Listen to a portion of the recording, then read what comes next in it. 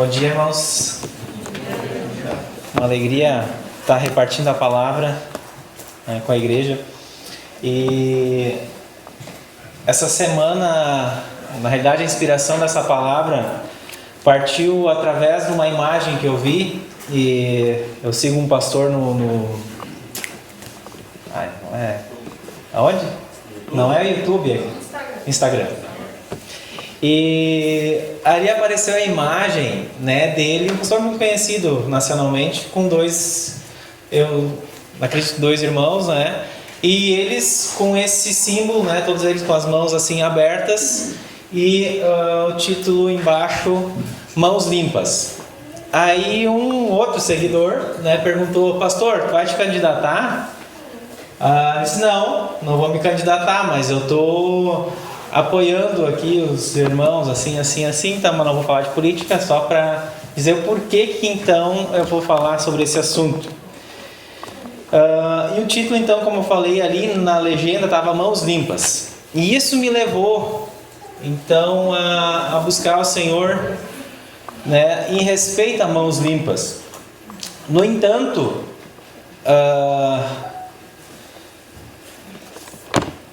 eu fui para Salmo, o Senhor então me lembrou dessa passagem, eu fui ver onde estava, que eu não lembrava. Mas além de mãos limpas, nesse texto, ele fala algo mais. E é onde o Espírito Santo então me levou a olhar para dentro de mim e considerar a minha vida, a meditar a respeito daquilo que eu estava vendo, como eu vivo, enfim. E Salmo 24.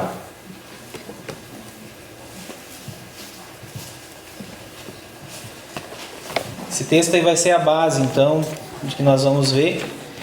E na realidade, nós vamos falar de mãos limpas e coração puro.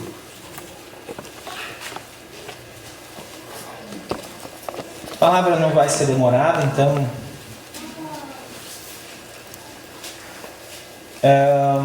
Salmo 24, versículo 1 até o 6. Amém? Ao Senhor pertence a terra e tudo o que nela se contém, o mundo e os que nele habitam. Fundou a ele sobre os mares e sobre as correntes a estabeleceu. Quem subirá ao monte do Senhor? Quem há de permanecer no seu santo lugar? O que é limpo de mãos e puro de coração, que não entrega a sua alma à falsidade, nem jura dolosamente. Este obterá do Senhor a bênção e a justiça do Deus da sua salvação.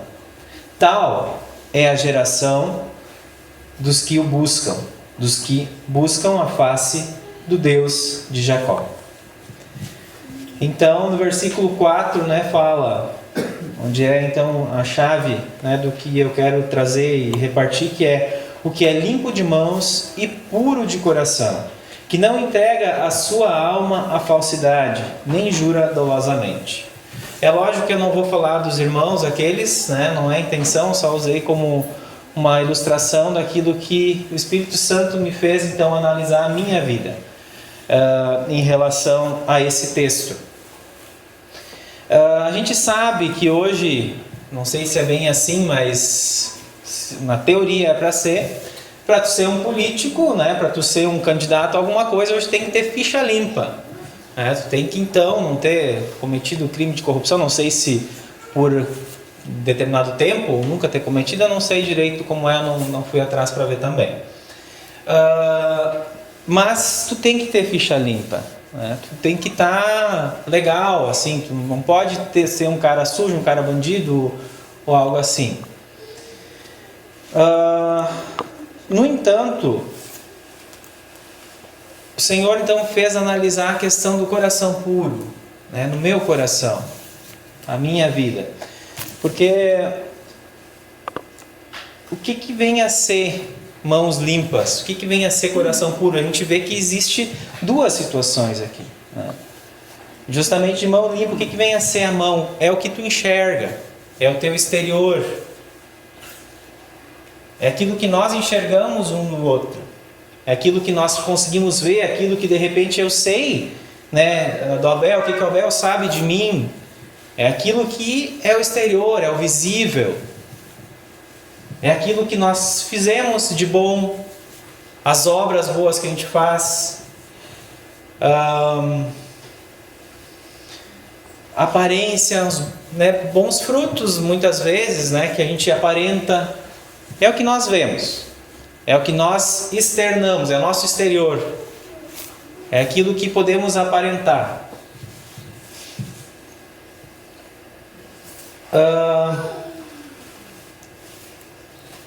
É interessante, né, que muitas vezes eu posso estar aparentando algo, eu posso estar vivendo de forma que aquilo que eu faço parece, nossa, como ele faz e como é legal aquilo que ele está fazendo, que bonito, né? Verdadeiramente um homem, né, reto, algo nesse sentido. Então, vem a ser o exterior. Jesus, ele advertiu, né, eu quero ir contigo lá para Mateus.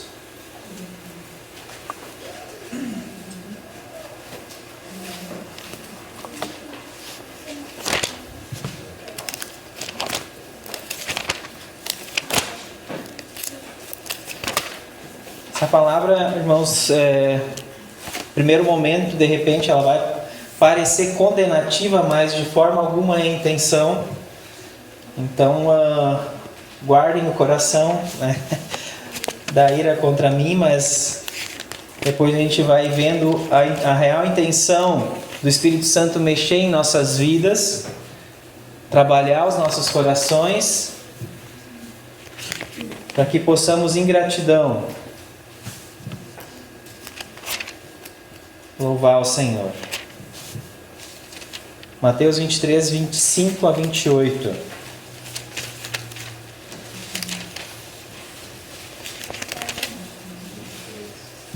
23, 25 a 28.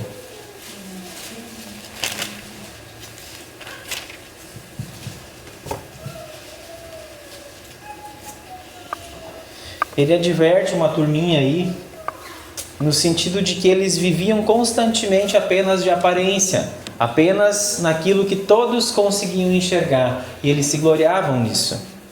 Ai de vós, escribas e fariseus hipócritas, porque limpais o exterior do corpo e do prato, mas estes por dentro estão cheios de rapina e intemperança. Fariseu cego, limpa primeiro o interior do copo, para que também o seu exterior fique limpo. Ai de vós, escribas e fariseus hipócritas, porque sois semelhantes aos sepulcros caiados, que por fora se mostram belos, mas interiormente estão cheios de ossos, de mortos e de toda a imundícia. Assim também vós, exteriormente, pareceis justos aos homens, mas por dentro estáis cheios de hipocrisia e de iniquidade. Uma palavra séria, uma palavra dura, que então Jesus proferiu sobre essa turma aqui, sobre os fariseus. Imagina, né, se nós recebêssemos uma palavra nesse sentido. Cara, tu é um hipócrita, tu é isso, tu é aquilo, né? Tu diz ser uma coisa, mas assim, assim, assim. Certamente não seria fácil de ouvir. Mas agora, se eu ouvisse algo nesse sentido, e eu analisasse o meu coração e enxergasse que realmente eu estou nesse nível de exortação, como seria a minha reação? Reagiria cheio de justiça? Cheio de autodefesa? Ou reagiria de repente como Davi reagiu quando Natã orientou ele e chamou a atenção dele em relação ao pecado que ele vinha cometendo? Existe duas formas, né? Assim como existem apenas dois caminhos a ser seguido, né? E a gente sabe para onde leva um e para onde leva o outro. Mas, queridos, o que, como eu falei, acho que terminou a parte onde eu posso me sentir condenado, né, de alguma forma, mas não é a intenção, como eu falei antes. A intenção é que eu me analise como está o meu coração. Não apenas aquilo que eu aparento, mas como está o meu coração. Acredito como o Espírito Santo me levou a fazer uma reflexão em relação de como eu vivo. De repente Ele quer fazer a mesma coisa contigo, porque sem dúvida alguma, Ele tem bons planos para a tua vida. Ele tem excelentes pensamentos a teu respeito, independente de como tu era ou está. Ele quer sempre fazer algo de bom na tua vida, sempre te transformar, sempre te levar a ser mais e mais parecido com Jesus.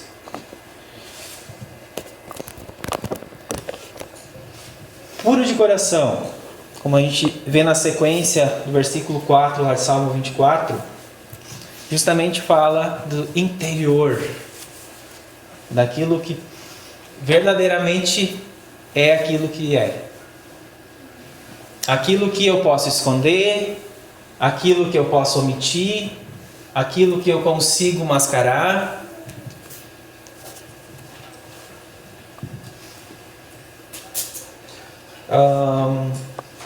Aquilo que só Deus vê e sabe. E eu, né? Mas muitas vezes ainda a palavra diz que o meu coração é enganoso, e eu posso me enganar a mim mesmo até. Mas aquilo que só Deus sabe ver. Por exemplo, qual é a minha real motivação em servir o corpo de Cristo? Qual é a minha real motivação em fazer determinada obra, boa obra, ou ajudar alguém em qualquer sentido, em qualquer nível? Qual é a real motivação? Isso fala muito do meu interior, daquilo que realmente eu sou. Eu faço para me promover, eu faço para, de repente, alguém me parabenizar, ou para eu ser bem visto diante das pessoas, com uma segunda intenção, para de repente conseguir algo em troca. Eu faço algo bom para conseguir algo depois em troca. Existem essas motivações em nossas vidas. Elas existem. E eu não estou falando, gente, aqui porque eu sou expert ou que eu sou bom em alguma coisa, não. A gente sabe que nossa vida bom é o Senhor, e o Senhor sempre tentando justamente fazer com que o nosso interior ele seja mais parecido com Jesus. Como que realmente está o nosso íntimo? Por falar em motivação, eu já devo ter falado alguma vez isso aqui, mas um exemplo só de motivação errada em relação, por exemplo, a dizimar, né? Ou trazer uma oferta, ou alguma coisa nesse sentido, né? A gente sabe que os nossos pastores, eles sempre trazem algo genuíno da palavra do Senhor e nunca nos deixaram ser confundidos em relação a isso, e nunca nos motivaram de forma errada a trazer oferta, o dízimo, com a promessa de ganhar algo em troca. Nunca eu ouvi isso na nossa congregação. Nunca. E glória a Deus por isso. Glória a Deus pelos nossos pastores. Mas quantas vezes nós nos deixamos enganar, né, com falsas para ela, já está rindo? Mas eu quero trazer de novo esse testemunho, esse exemplo nosso lá de casa. Teve anos atrás, foi bem na época que a gente estava construindo, ou estava iniciando a construção da casa. E a gente de vez em quando assistia um pastor que trazia outro pastor, eu não vou falar nomes, eu não gosto de falar nomes, Mas esse pastor que ele trazia de fora, hoje esse pastor já está com o Senhor, ele já faleceu, mas ele era muito prosperidade, né? Teologia da prosperidade e tal, e nada contra, né? Antes pregar prosperidade do que pregar pobreza, né? Ou algo nesse sentido. Mas, no entanto, era só isso. E aí então eles lançaram uma campanha de semeadura, e a gente sabe que isso é bíblico, desde que seja algo genuíno, desde que tu faça com a intenção correta, que é de estar devolvendo ao Senhor, de estar abençoando a igreja com a intenção correta, não de receber algo em troca, embora isso esteja promessa. Mas aí então se gerou uma campanha e era bem o valor que de repente a gente ia precisar lá. E na época era um valor bem grande, então, que tu tinha que ofertar, bem grande. A gente até tinha o valor, né? Porque a gente estava economizando para casa, mas ia ser um valor assim, né? Alto para nós. E então a Ellen disse: olha, assim, tem tal campanha, a gente está precisando exatamente do valor, e a semeadura é de 10% daquele valor. Ia ser um valor assim que ia dar para terminar a nossa casa. Daqui a pouco, né? Poxa, olha só que coisa boa, realmente, porque assim, se usa versículo bíblico. Mas daí eu disse: Ellen, qual é que é a motivação dessa oferta? A gente conversando, não o que eu disse, mas a gente conversando, glória a Deus, a gente foi sensível ao Espírito Santo e a gente então não fez aquela campanha. Mas se nós fizéssemos, a intenção seria apenas para nos beneficiar. A gente ia estar barganhando com Deus. Então essa é só para dar um exemplo. Essa é uma motivação errada, né, de eu dizimar ou de eu ofertar. Totalmente errado. Então, só para exemplificar um pouco essa questão, né, da aparência e do nosso íntimo, da intenção do nosso coração em fazer ou não fazer determinada coisa. Então, glória a Deus, né? O Senhor foi fiel, mesmo assim, nós, né, dizimando, enfim, mas não com a intenção errada, e o Senhor então nos abençoou e a gente conseguiu concluir então a casa. Mas só para então exemplificar essa parte.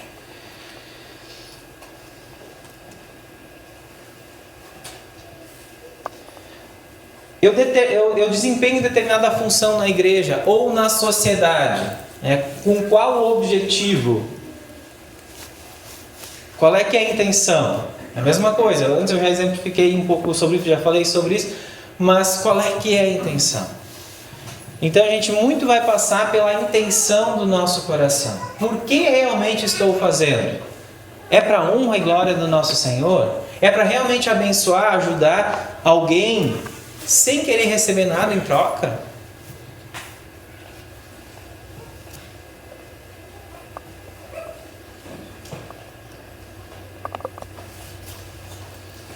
Posso ter mãos limpas, aparência, porém o coração imundo, o coração sujo, o coração com más intenções,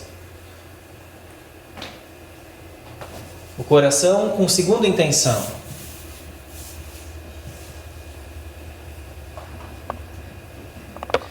Sinceramente, gente, os irmãos que eu conheço, que eu tenho assim um relacionamento mais próximos, eu dou glória a Deus, porque essa palavra não se encaixa.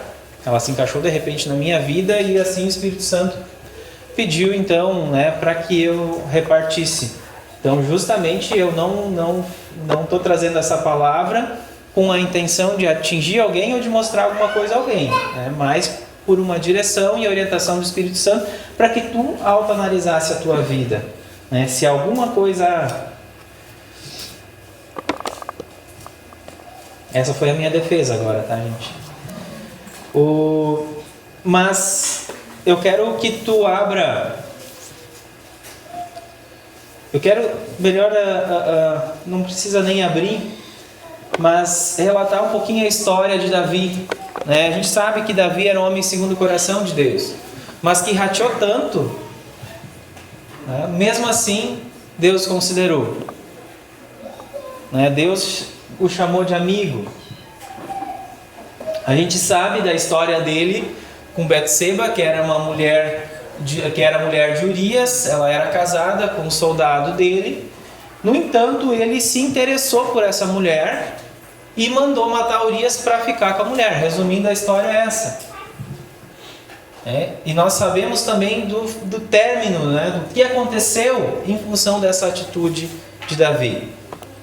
Sabemos que o filho que os dois geraram acabou morrendo.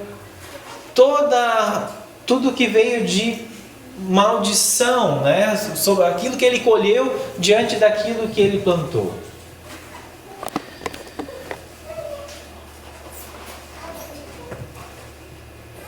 Aos olhos das pessoas, nós tínhamos o grande rei Davi. Homem reto, homem justo, homem temente a Deus. Mas no íntimo, Davi tinha chegado num nível que se deixou enrolar. Se deixou fazer assim, se enrolar pelo inimigo. Davi se deixou levar pelas motivações erradas, se tornou um cara vaidoso, que ele não era.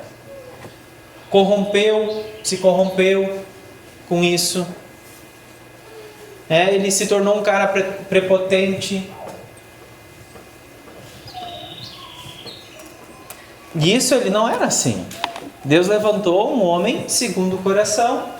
Mas no decorrer da história, assim como nós genuinamente um dia viemos aceitar o Senhor Jesus, fomos por Ele, fomos avivados pelo Espírito Santo, recebemos dons, talentos, repartimos entre os irmãos, combatemos o bom combate, mas por algum motivo, de repente, em algum determinado tempo, eu me deixo levar por circunstâncias, me deixo enganar, aceito uma balinha do inimigo, me deixo enganar e acabo me enrolando. Pelo menos comigo já aconteceu.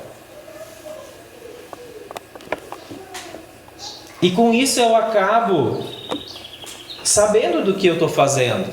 Lá no íntimo eu sei o que está acontecendo. Deus sabe o que está acontecendo. E a minha consciência começa a me acusar.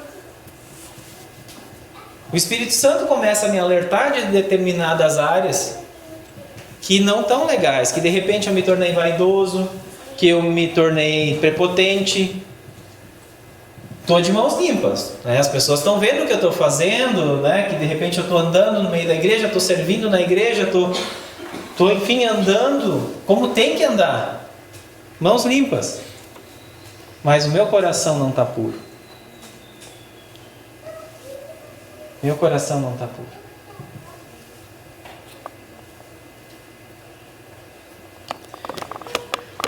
Entendam que mesmo assim o Senhor pode me usar. E me usa. Eu estou falando me usa, mas nos usa.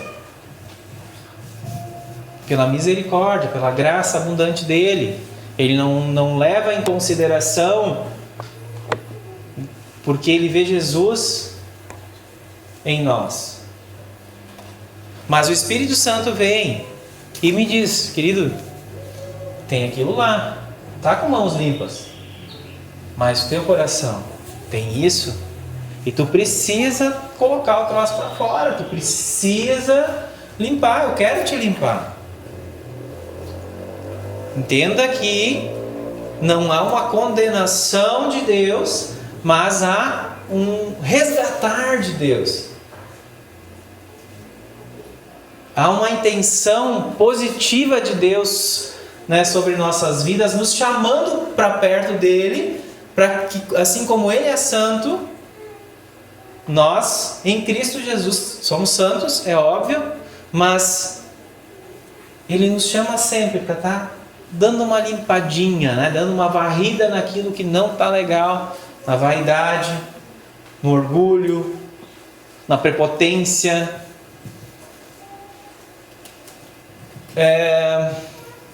Tantas vezes, né, de repente eu já pensei assim, mas isso aqui agora já não é mais para mim. Isso aqui agora a gurizada mais nova pode fazer. Isso aqui agora a próxima geração pode fazer. Eu agora já posso, falando sempre por mim, tá, gente? Não entenda errado. Mas eu agora já posso me aposentar, já posso pendurar minha chuteirinha, né? Eu posso só curtir, posso olhar de fora, ver o movimento. Imagina se Moisés tivesse falado isso. Imagina se tantos outros profetas já de idade tivessem falado isso. Não, Senhor, não. Passa de mim isso aí, né? Já passou o meu tempo. Olha, gente, sem medo de errar, o teu tempo é enquanto o Senhor não te chamar ainda para junto dele, teu tempo ainda está em ouvir. Assim como Samuel ouviu a voz do Senhor, né, e disse: eis-me aqui, Senhor, envia-me. Independente da tua idade, do teu tempo, sem dúvida, há sopro de vida em ti. E essa vida, ela vem do Pai, ela vem do Espírito Santo.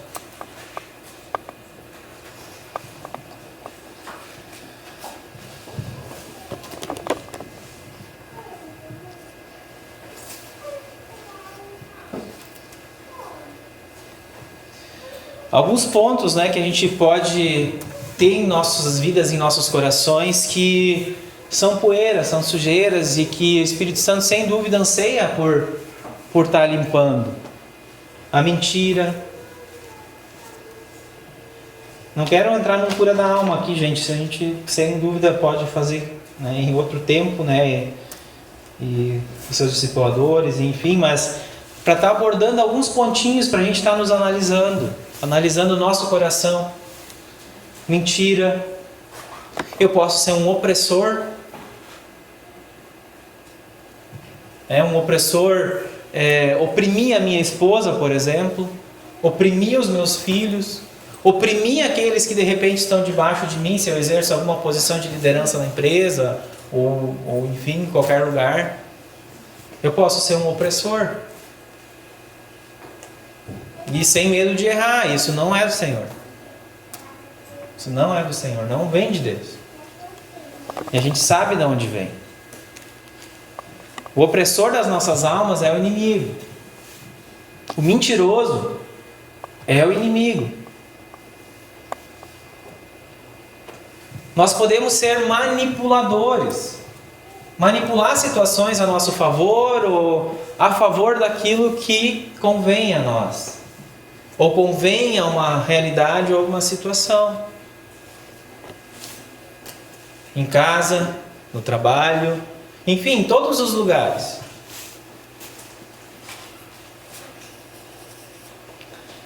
Nós poderíamos ir lá para Gálatas 5 lá e listar todos os frutos da carne. Todos eles se encaixam naquilo que tem de ruim, que pode ter de ruim em nós. Impureza sexual,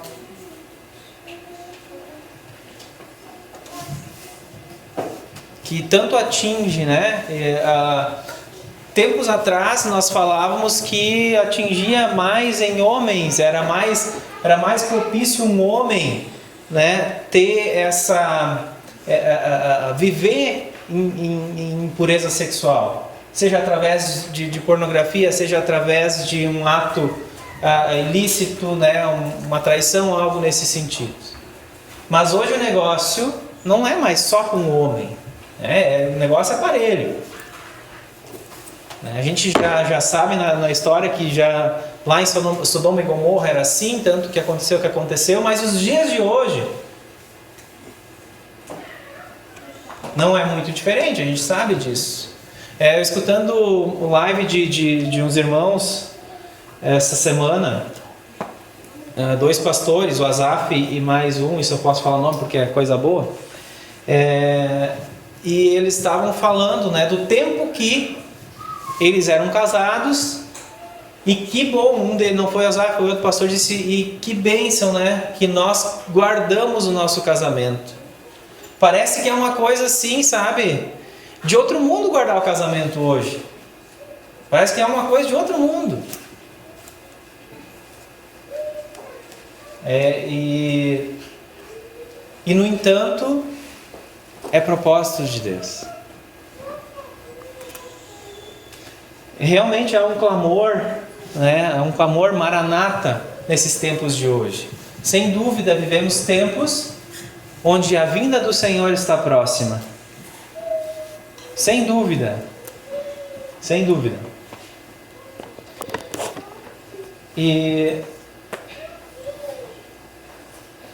Mas quero contigo agora lá para Salmo 51.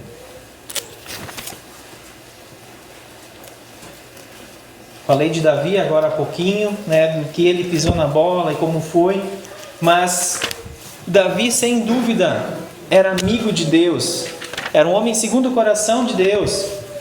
Por esse tipo de atitude que ele tinha. Salmo 51.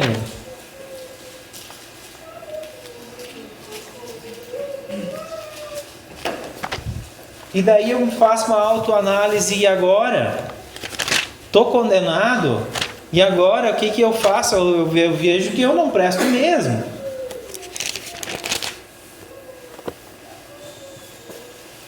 Davi lá no Salmo 51, 6 em diante diz o seguinte.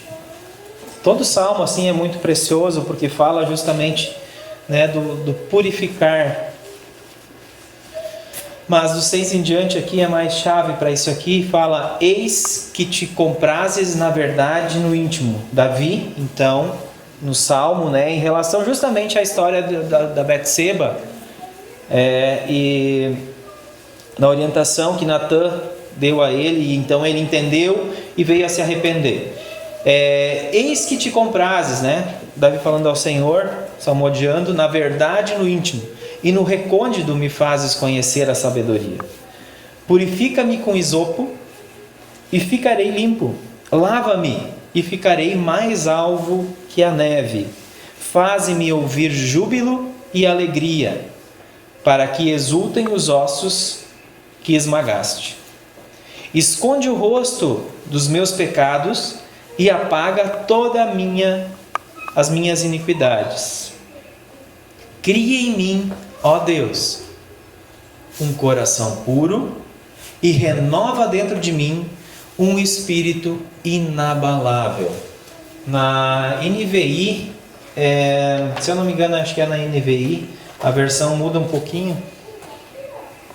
Não é, de repente não é NVI, eu não sei, mas tem uma versão que fala: cria em mim, ó Deus, um coração puro e renova dentro de mim um espírito estável, equilibrado. O grande pulo do gato, eu creio, né, na nossa vida como cristãos, é essa vida equilibrada, que é gerada pelo Espírito Santo e não pela força do nosso braço, ou pelo nosso desempenho, ou por aquilo, pela minha habilidade natural, mas gerada pelo Espírito Santo. Ele que me traz estabilidade, Ele que me traz equilíbrio. E para mim atingir esse nível, eu preciso depender dEle. Depender dEle. Uma vida equilibrada, queridos, é algo precioso. Uma vida equilibrada pelo Espírito Santo de Deus. Cria em mim, ó Deus, um coração puro e renova dentro de mim um espírito estável, equilibrado.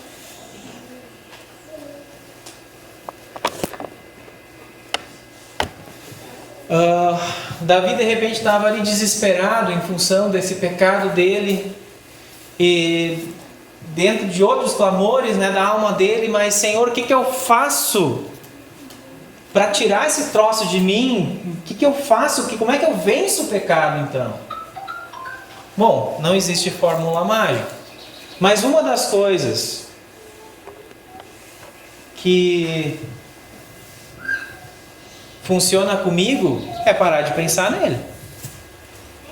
É parar de pensar no pecado. A tentação vem.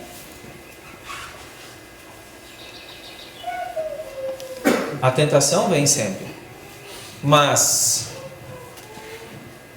para mim vencer isso, eu preciso buscar essa graça no Senhor e parar de pensar naquilo. Mas como?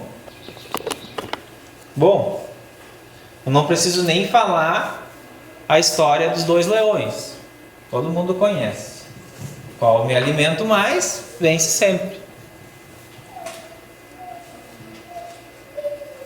Na minha vida, pelo menos, é assim.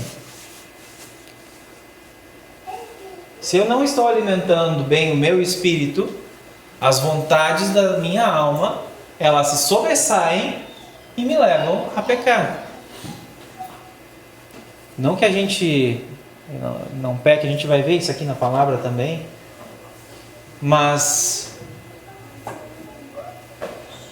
assim como Davi se sentiu tão perturbado, eu sei que eu também posso ter algo que me perturbe e de repente por mim mesmo eu não consiga vencer. Então não existe uma fórmula mágica. Outro segredo, não se alimentar do lixo desse mundo. A gente sabe que tem tantas coisas, e eu não estou agora falando só de imoralidade sexual, usei o exemplo do Davi, né? Mas a gente pode entrar num campo, né, de tudo que a gente vê diariamente. A gente vê uma guerra, né, política constante. É um tiroteio de um lado, é um tiroteio de outro, e eu posso tomar partido de um dos lados e condenar metade da população porque não pensa igual a mim. Aí tu imagina Jesus tomando partido de uma turma só.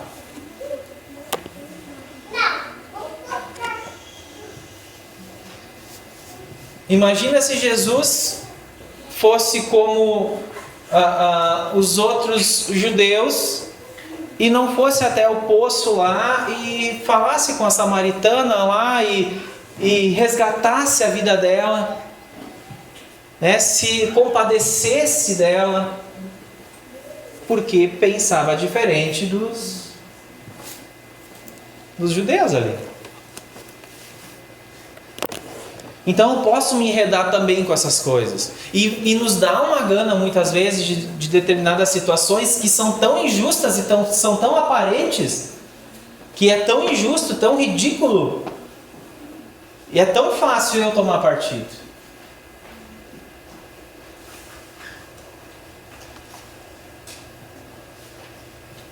São coisas que vão endurecendo o nosso coração e pendendo sempre para um determinado lado, fazendo com que eu não olhe com a misericórdia do Senhor para a vida daqueles que não pensam igual a mim.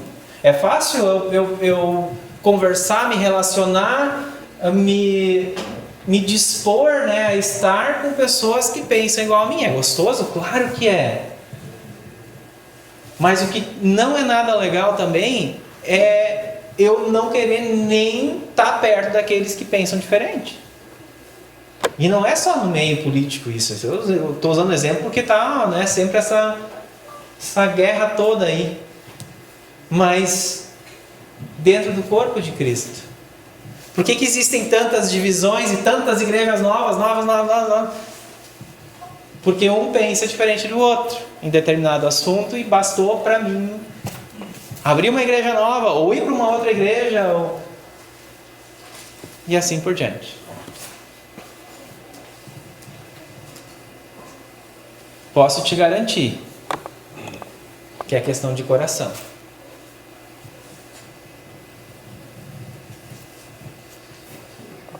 O meu coração, como ele está? Ele está preocupado em agradar ao Senhor? Ou preocupado em ser beneficiado por algum motivo? Está só preocupado em receber e não a dar?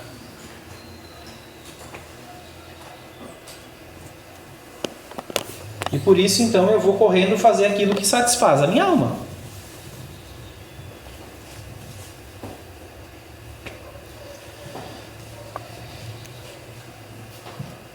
Querido, o Senhor te chama, independente da tua idade.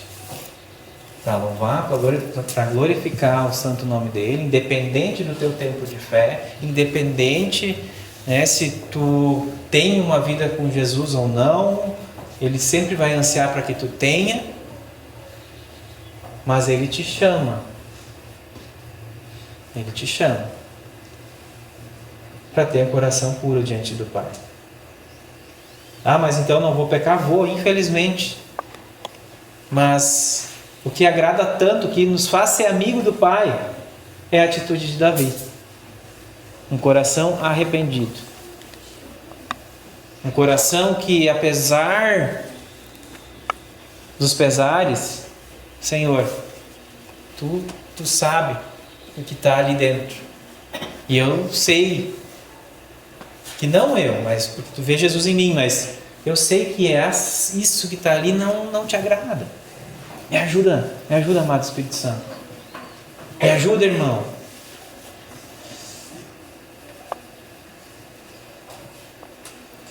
Não ser mais participante dessas coisas.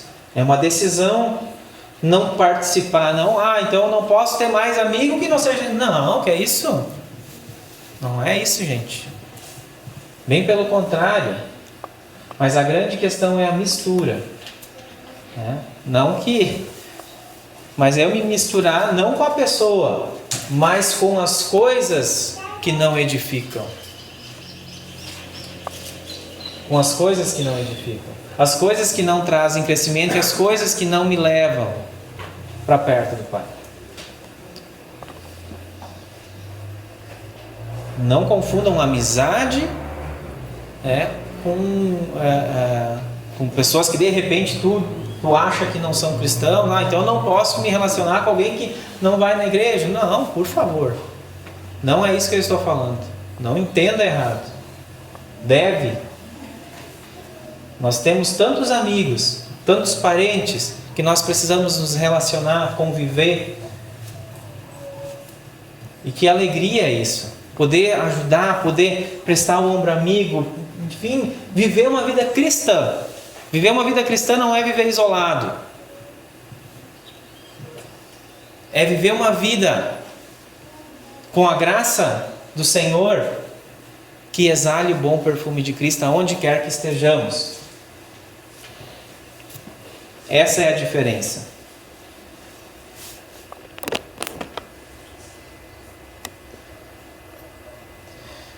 Tem eu não sei quem falou isso, mas também é uma frase bem conhecida. A gente não pode evitar que os pássaros sobrevoem a nossa cabeça, mas a gente pode evitar que façam ninhos.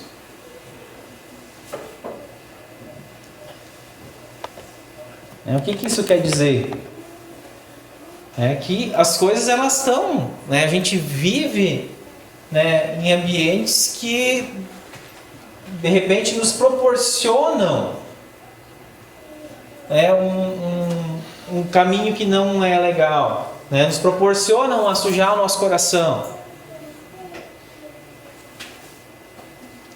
Mesmo assim, nós podemos escolher não permitir que esses pássaros façam ninho, não permitir que essas coisas nos contaminem.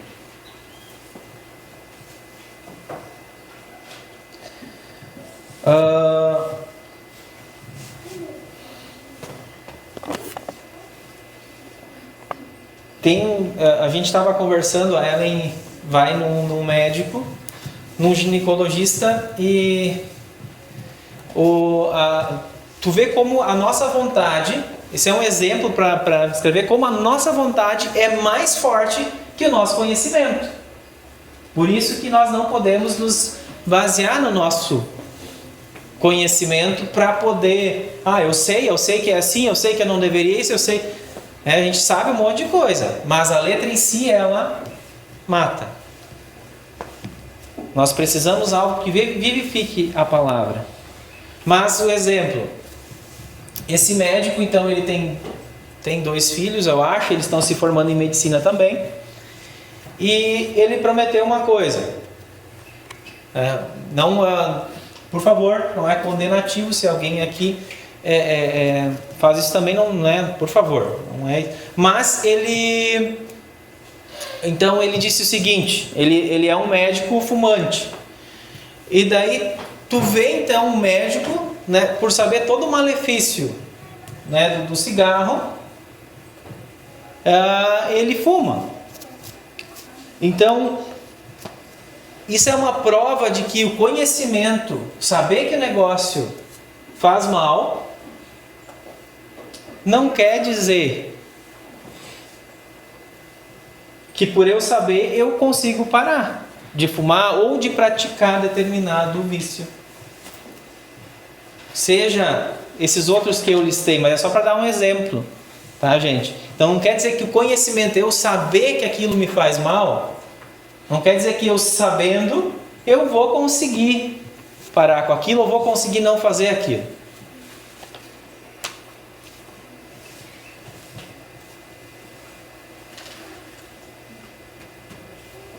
Então a minha vontade é mais forte que o meu conhecimento. Isso é fato. Nós sabemos um monte de coisa. Mas praticamos, né, algumas coisas que sabemos que são erradas. Por isso nós precisamos, querido, dobrar o nosso joelho, clamar ao Senhor. Clamar e permitir que tenha Natan sobre nossas vidas. Porque, como é ruim, muitas vezes vem um irmão, um conhecido, um amigo nosso, que gosta de nós, e vem e diz, olha, Estevão, eu estou vendo isso na tua vida, cara. Não tá legal isso aí. Se tu continuar assim, pode acontecer isso e aquilo. Cara, some daqui, eu sei da minha vida. Eu sei o que eu faço. Orgulhoso, vaidoso, nem um pouco humilde. Permitamos que Natãs ministrem sobre a nossa vida.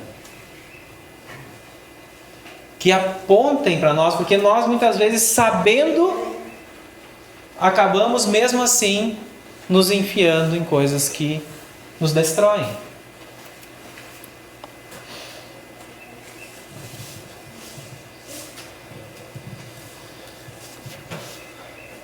Como então lutar? Né? Como vencer? Querido, já logo estou indo para o fim aí. Mas colocar a tua mente em contato com as coisas de Deus. Sem dúvida. Sem dúvida. Isso vai te dar um up. Isso vai te mostrar. Tu colocando a tua mente em contato com Deus, com as coisas de Deus, tu vai ter força, tu vai ter ânimo, tu vai ter graça para vencer. Através da leitura da palavra.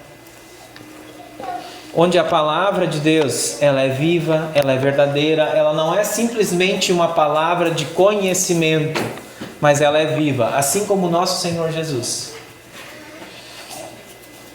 Através da oração, através de escutar ministrações que me edificam, que trazem edificação, de irmãos que são coerentes com a palavra. Outro, comunhão com os irmãos. Isso para mim também faz toda a diferença, ter comunhão com irmãos. Faz eu estar perto de pessoas boas, que contribuem com coisas boas e que me levam a fazer coisas boas.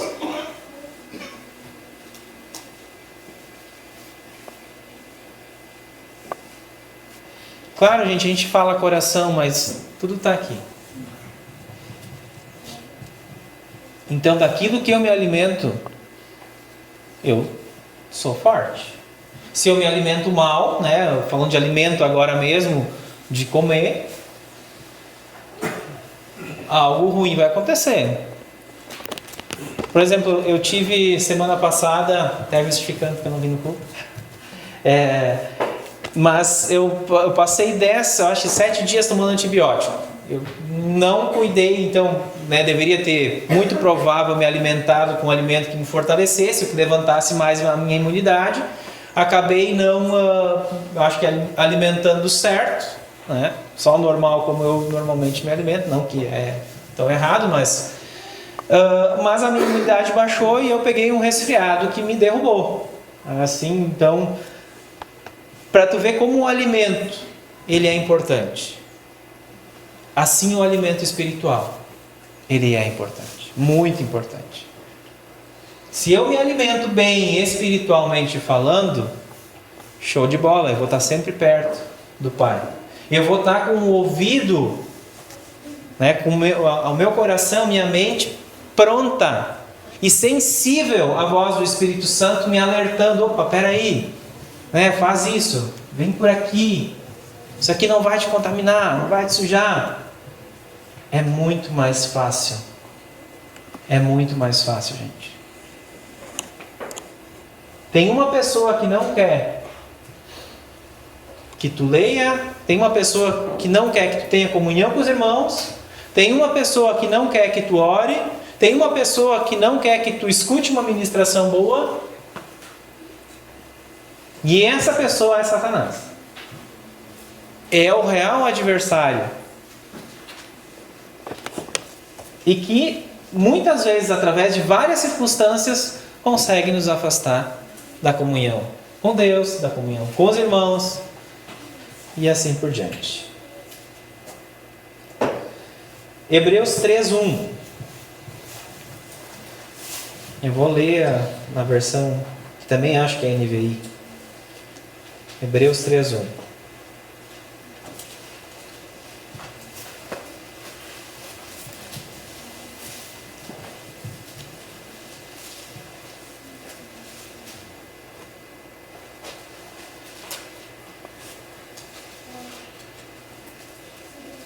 Hebreus 3:1, vou ler então. Portanto, santos irmãos, participantes do chamado celestial, fixem os seus pensamentos em Jesus, apóstolo e sumo sacerdote que confessamos.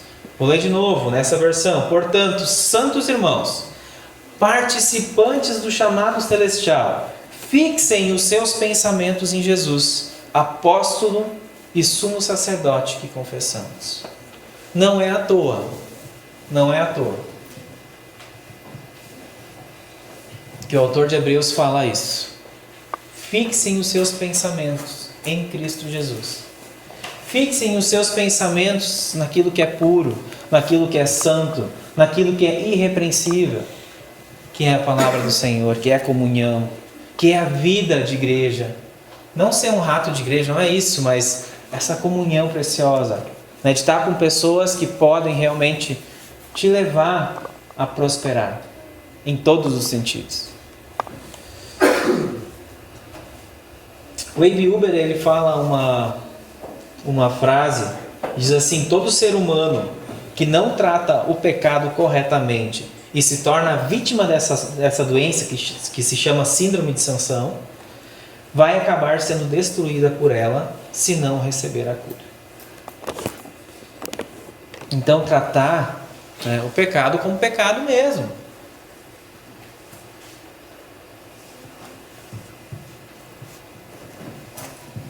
Pecado é pecado. E nos leva à destruição. Mas o Senhor Jesus, Ele está sempre com os braços abertos, dizendo: vem, eu quero te limpar, eu quero te sarar, eu quero te curar. Ele nunca vai te condenar assim, querido. Ele nunca vai dizer: mas que filho mau que... Ele vai estar sempre com os braços abertos, sempre. E nunca é tarde. Ele quer te limpar constantemente. É o anseio do coração dele, é o anseio do coração do Pai.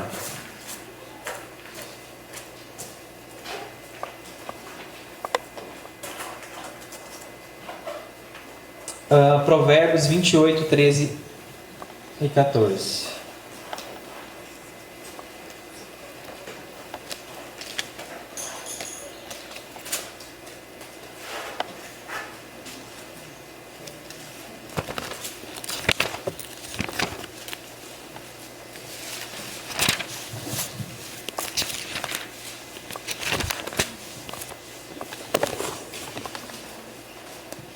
Provérbios 28, 13 e 14.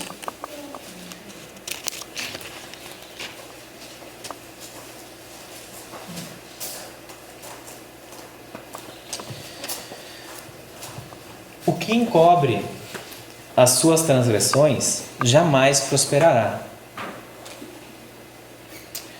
mas o que as confessa e deixa alcançará misericórdia. Feliz o homem constante no temor de Deus, mas o que endurece o coração cairá no mal. Essa é a palavra que nos fala, queridos.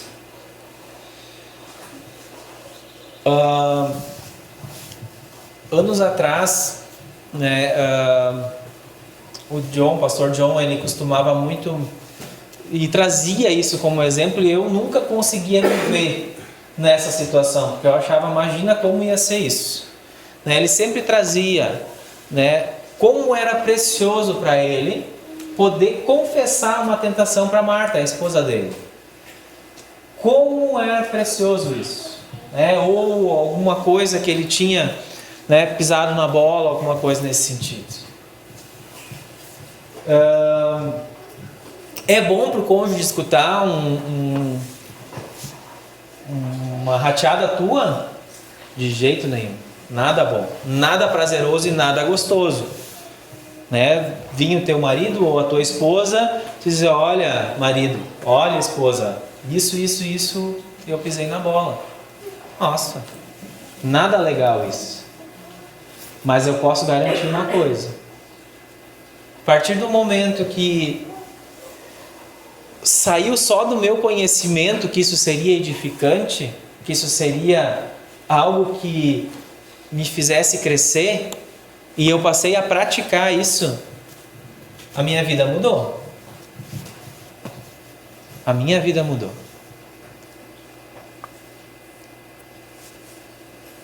Por quê?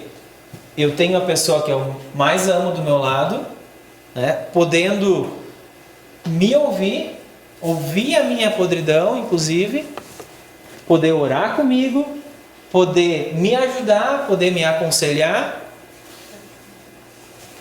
ter uma vida transparente com quem nós amamos, com quem realmente está do nosso lado, joga no nosso time. É outro nível, meus irmãos, minhas irmãs, é outro nível. É bom? Não, muitas vezes não é. Muitas vezes pode passar um bom tempo sem avivamento de noite, mas eu vou dizer uma coisa: é edificante. É edificante. Muito edificante. Glória a Deus, queridos. Ter o cônjuge como confidente e intercessor é outro nível.